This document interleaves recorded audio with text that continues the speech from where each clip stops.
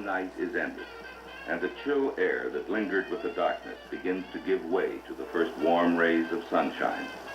Alarm clocks, shrill and piercing, greet the arrival of the dawn. The city awakens, and a new day begins. In their separate ways, the thousands that inhabit the city begin life afresh. For the police, the morning hours mark the beginning of the day watch. During daylight hours, approximately 40% of all demand for police service occurs. Primarily, these calls are of routine nature. However, the call could be serious. With this in mind, the officers of the day watch go out into the awakening city.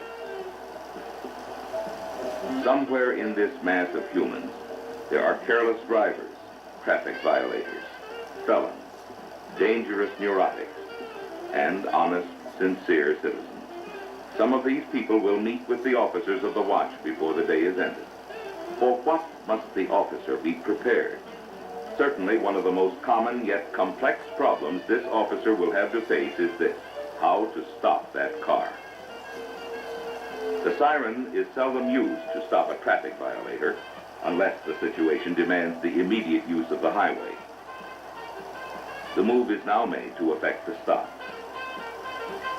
As he nears the suspect's car, he must be prepared.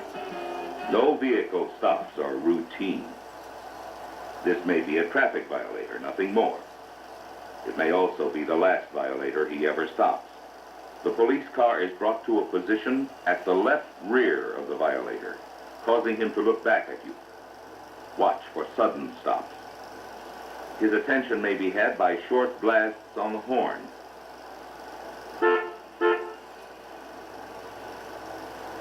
As the suspect obeys the command, the police car is brought into position. Note the position of the police car, approximately 8 feet behind the suspect's car and offset about 3 feet farther to the left. Communications should be notified as to location, activity, and license number before the officer exposes himself to possible danger. A written record of the violator's license is made. This will assist later investigation should any unforeseen injury come to the officer. As a final precaution, the officer removes the keys from his car. Who is waiting inside the protective shell of that car? Felon, neurotic, dangerous, and erratic, or plain citizen, docile and resigned? At this moment, there is no answer, only potential danger for the officer.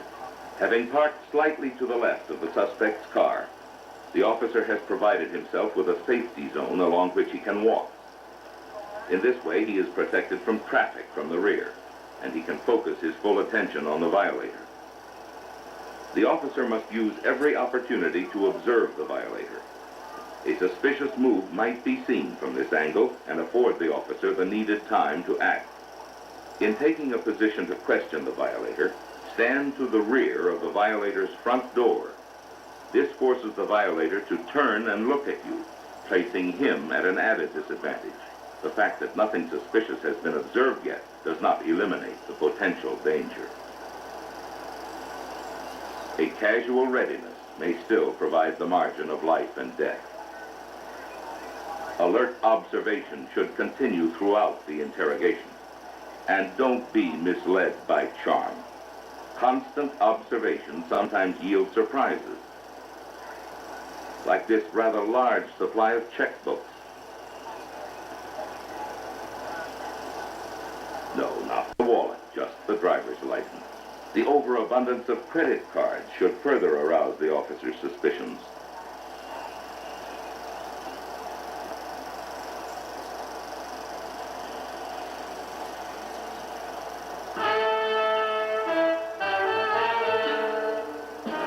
Without alarming the violator, any suspicions can quickly be checked. A want can be run in about the same time it takes to write a traffic citation. Unit 605. Suspect has a felony record and is wanted for forgery. The lady's collection of checkbooks and credit cards is no coincidence. She is wanted on several counts of forgery.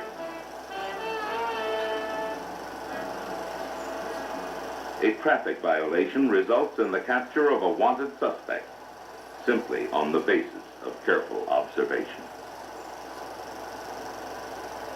The watch moves into its final hours.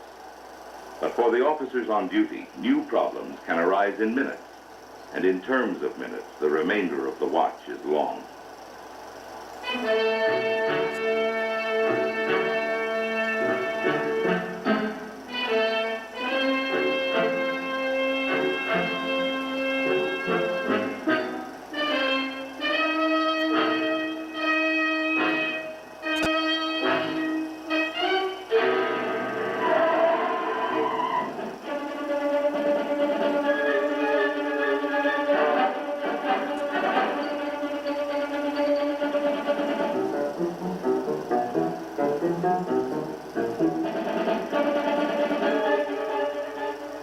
Within minutes after the robbery, all units are alerted. A description of the car and the license number are broadcast, along with the crime for which the suspects are wanted. Immediate note is made on the car and suspects by the patrol officer. The officer proceeds immediately to an intersection leading from the scene of the robbery. There is no doubt as to what to expect if this car is stopped. One officer and 4 felony suspects. The odds are stacked too high against the officer here. He must rely on his partner, the Mike, following the suspects at a practical distance, giving exact position, direction, and speed. A knowledge of the area is important now. There may not be time to look for street signs. A well-lighted and populated district is preferable. When the officer has selected the area, he should transmit it as far ahead of time as possible, and then place the mic in a readily available location. This will allow other units time to move into position and lend assistance.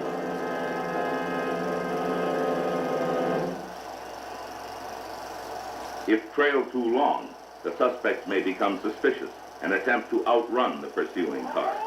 The siren here is a psychological advantage.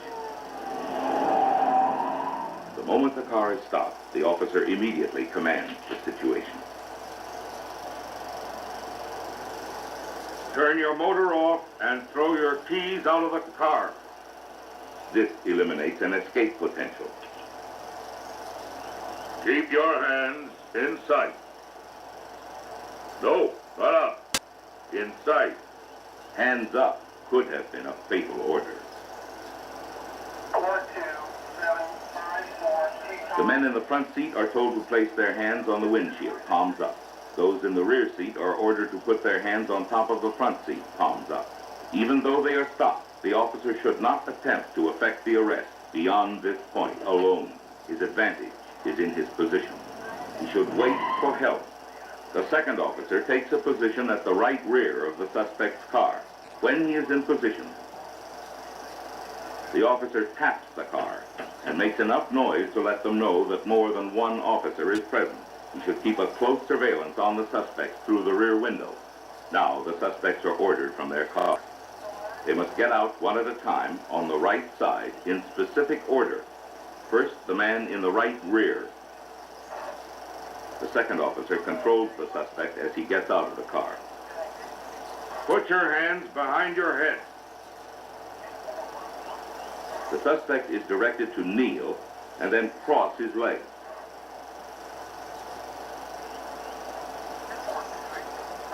The suspect in the left rear is then ordered out accordingly.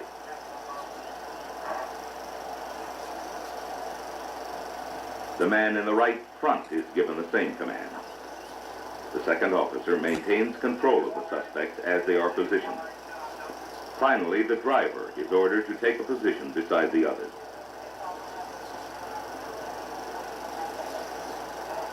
The first officer moves in to assist the search. He checks the vehicle to determine if there are hidden suspects. Throughout this procedure, avenues of escape must be covered by the officers, and at the same time, they must avoid coming into direct line of fire with each other. Officer 2 moves into the search position. He places his right hand on the suspect's shoulder. His left locks the hands. By pulling the hands back and arching the suspect's spine with his right knee, the officer draws the suspect off balance In this position, he can effectively complete the search of the right side. The officer moves to the left side of the suspect, again takes his position of advantage. Then he completes his search by placing the suspect on his stomach. The weapon found by the officer is placed at the guard officer's feet, well out of reach of the suspect. By following the same procedure with the others, the search is completed with a minimum of danger, and 4 armed felony suspects have been safely stopped by a single officer who complied with sound training procedures. The day watch comes to an end. A host of problems faced and solved. What are the procedures that made the day successful? Approach any car with caution. Carefully observe the suspect and car before reaching the window. During the interrogation, stand to the rear of the driver's door. This places the suspect off balance. Be alert, courteous, and businesslike. Broadcast intended pullover location. A lone officer remains behind the vehicle until assistance arrives. The second officer is located at the right rear of the suspect's car, where he can easily observe the occupant. A firm on the suspect's hand prevents offensive actions. Is an effective weapon. The objective is your safety and control of the suspect. Yes, the officers of the day watch will go home to their families. For them, the day is over. The challenges have been met through good training and common sense.